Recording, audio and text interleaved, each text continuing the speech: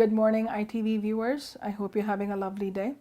And today I am going to be talking to you about asylum, also known as political stay, by a lot of our immigrant community.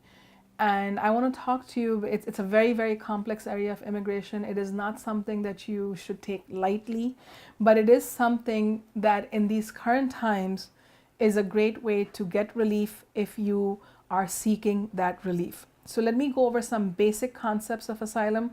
We'll end up probably doing a few episodes on this area of law.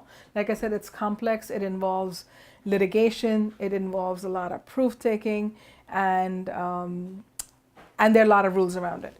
So number one rule, what is asylum? Asylum is a tool sought by people entering this country who are fleeing, running away from persecution that they have either had in the past, which means you are running away from something that has happened to you in your country in the past, or you are afraid that it's going to happen to you in the future. So either you have to prove that it was an incident from the past, or you fear that if you were to return to your country, you are facing persecution.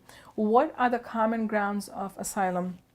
Well, you have to show that the reason you're facing this persecution is because of who you are, your race, your gender, your social group, your political opinion. So for example, you are, let's say, I am a Christian living in parts of India, or you are a Hindu living in Bangladesh, or you are a homosexual living in either India, Bangladesh, or Guyana, or Trinidad, and the laws of your land are not favorable. You do not get to be a human being, period. You are being persecuted because of your identity, or you belong to a political party and you are active in a political party and you are being targeted for that activity. Those are the reasons people apply. Or in our Indian communities, it's something called the honor caste marriages, where people from two different religions get married, or two different castes get married, and the family takes it very personally and decides to attack you. And the local laws actually support the parents on it. Those are called honor caste killings. So these are some of the different things. I mean, I just gave you some very brief examples why people apply for political asylum. The rule on political asylum is you must apply for political asylum within 1 year of your entry. Or if you were unable to apply within 1 year, you need to have a very good reason. So which means you need a waiver, or which is something very critical for you to understand, that when you came here, things were fine in Guyana, things were fine in Trinidad, things were fine in India, Bangladesh, Pakistan.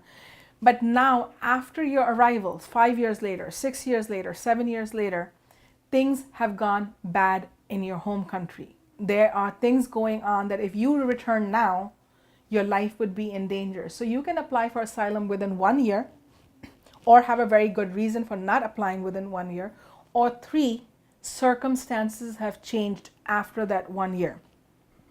The third rule in asylum is you apply. You have to have a well-established story, which means you have to have an affidavit, and you go for it.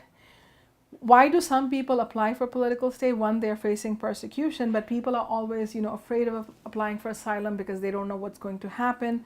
But if you qualify for asylum, I would think in the current times, again, it is a great way to apply, because you do get relief while you're waiting. While you're waiting for the next big thing to happen in law, and you actually qualify for asylum.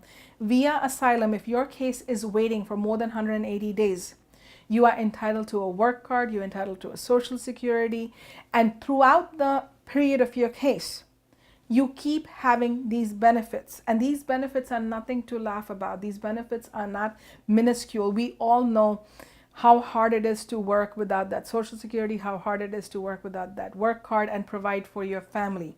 So if you qualify for asylum, or you think you qualify for asylum, I strongly urge you to meet with an attorney who works in this area very often, and see if this is the relief that might help you, kind of stretch that time out, or this is the relief that can lead you to a green card. So go check this option out, and I hope it works for you. And I look forward to seeing you next Sunday as usual. Have a great week. Bye-bye.